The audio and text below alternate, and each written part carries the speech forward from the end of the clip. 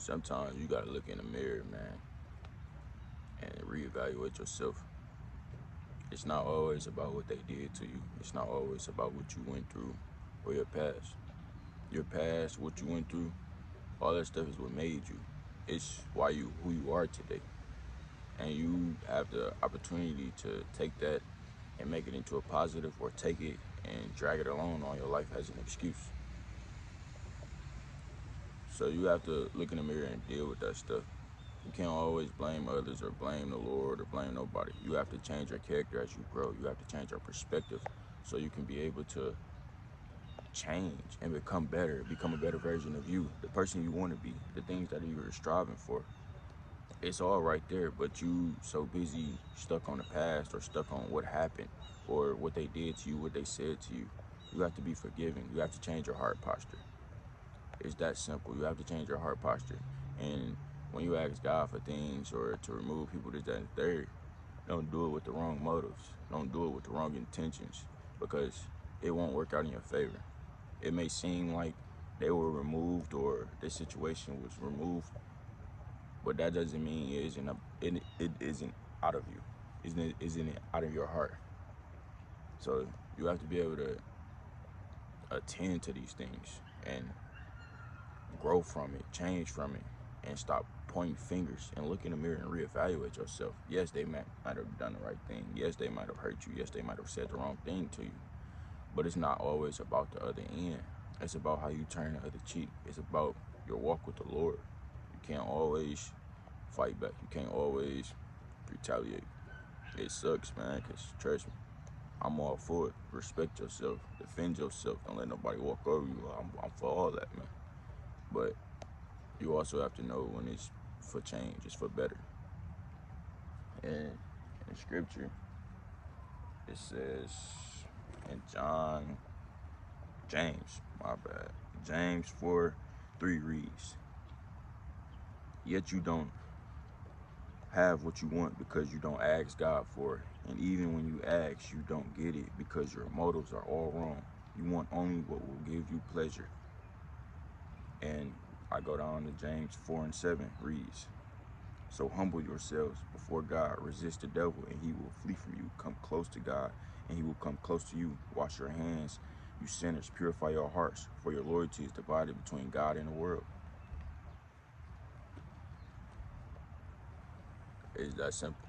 Like I said, you got to make sure your heart posture is in the right place, man. You can't always want something or ask for something, but your intentions aren't pure, aren't in the right place. For example, you want newness in your life. You want a whole new makeover. You want to redo, right? But you haven't even healed or digressed or looked in the mirror at yourself, given what you was already dealing with.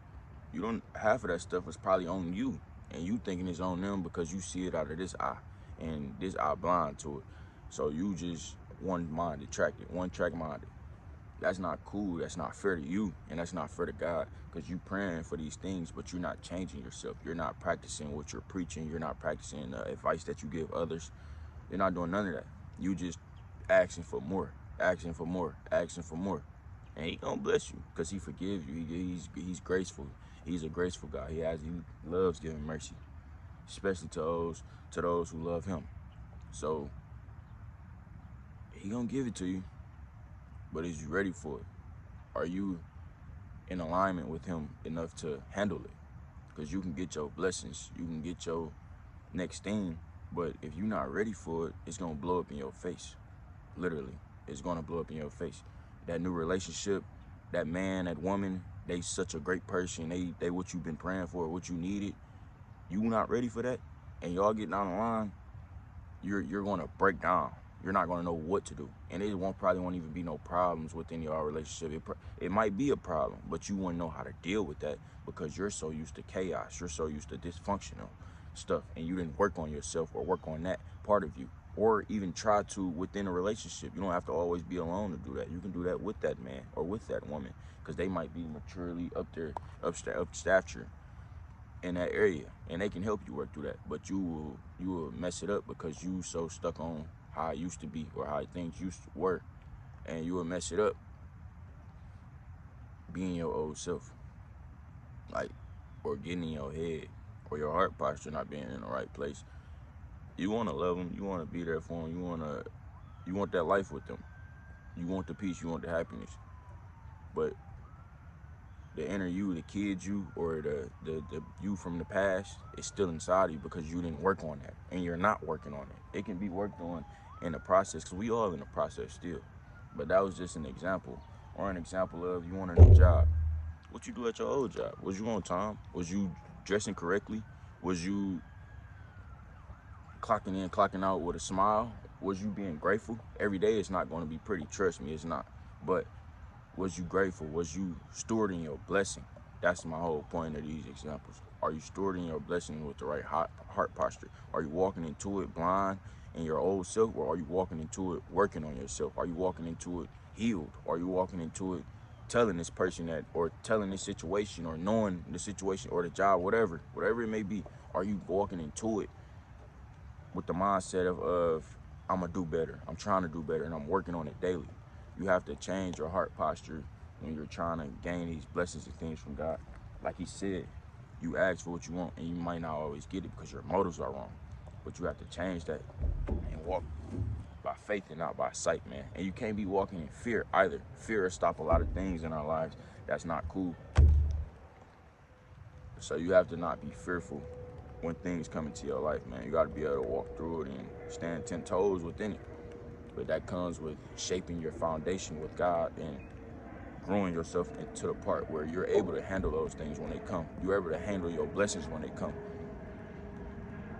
So stop moving with the wrong intentions. Stop moving with the wrong motives. You have to grow and become better of yourself. That's close. But you have to put your faith in God and not of this world. So don't be running to social media. Don't be running to TikTok. None of this stuff when you need advice, or when you not in your head the correct way, or because it's all gonna tell you a million different stories, a million different ways, a million different things. Because we all going through the same thing. That's the funny part. We all going through the same thing, just on different levels, different times in our lives, or different aspects. We all going through the same thing. And the social media kill it. But you need to be running to your word. You need to be running to your peace. You need to be running to God and get that clarity and get that growth and that character change. And you have to really look in the mirror and examine yourself. It's not always about them, and it's not always about you. You have to examine yourself. What can you do better? What can you do better? And hopefully they're on the other side doing the same thing. Hopefully that job is doing the same thing. Hopefully God is setting up you for a better job that's in a position of where you can handle that. But you have to be able to handle yourself in these situations. But your heart posture has to be right first. There's no excuse for nothing, honestly, because we all going through the same thing. Like I just said, it's not really an excuse at all. Like, oh, but this, that, oh, but they did, oh, but the job, oh. It's not an excuse, man. A lot of inconveniences happen, but we all still got to get up and keep going. Like, so why stress? Why worry? Why doubt? Why get upset? Why get angry? Like, man, you can't let this world beat you down, and then you running back and don't know what to do because you're not founded in God. And another thing, when you're reading His Word, you have to abide by it and follow and be obedient. Like for me, these videos and all this stuff, this ain't me, bro. Well, it is now, but I'm not really a camera dude. I'm not really like that type of dude, man. God called me, and it was so clear that I had no choice but to be obedient. And I'm touching people like hearts. I'm touching lives for real. Like, it may not be at 1 million followers, this, that, and the third, but people hitting me up, like telling me, like, I'm speaking word in their life, and I feel I mess with that, man, because I'm still growing myself, and it humbled me for real, because I'm still learning myself. I'm still trying to grow within my faith, and it's crazy to me that God sent me on this journey, and it's not even me, but I was obedient. I checked myself. I made sure my heart posture was right before I even started this. I made sure I wasn't finna come on here with the wrong intentions and speaking on my situations or speaking on people's situations. I know I'm speaking on real life, and I'm speaking from the word, and you feel me? It's pushing out good, and I love to see that. So back to what I was saying. So James 4:17, remember, it is sin to know what you ought to do and not do it. know you gotta forgive. You know you gotta let go. You know you gotta do right. You know you gotta make this right decision, but you still not doing it. You know you gotta change your character. You know you was wrong in that situation. You know you gotta apologize. You know this. You know all this stuff, but you still not doing it, and that's a sin, man. It said it in the word. I ain't from me. I ain't the judge. God is the judge. So I'm just trying to walk by it too. I'm in the same boat as y'all. Don't get me wrong. I ain't perfect, but I'm walking it out just as y'all are. So all in all, my thing is reevaluate yourself and reevaluate your heart posture when you're asking for things, when you're praying for things, when you're talking to people, when you're walking into situations, when you're walking into new seasons in your life. Don't let what you've been through or what people put you through change you. Stay pure, stay solid, man, and don't fall to sin. Don't become a victim to that, because it'll ruin your life completely.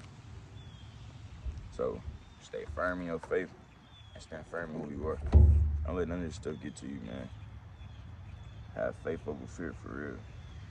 Like I said, it's not no excuses to be who you want to be. It's not no excuses to change. It's not no excuses to look in the mirror. Like, I had to look in the mirror in a lot of situations with myself. I'm not gonna lie to you. I used to always think, why people doing this to me? Why people doing that to me? But sometimes it's about you, man. Like, and I'm always the type to take accountability. So take accountability for yourself. Even if you weren't wrong, it's something you can fix. It's something you can change. It's something you can do. But don't let nobody bully you into thinking you're the problem also. Or don't let no job bully you into thinking you not doing something right. Or school, job, whatever. Work on you, work on your character, and grow. And the fruits of your labor will show every time. It's gonna show. Uh, so reevaluate yourself, check your heart posture, and stand firm in your faith, for real. And you'll be alright.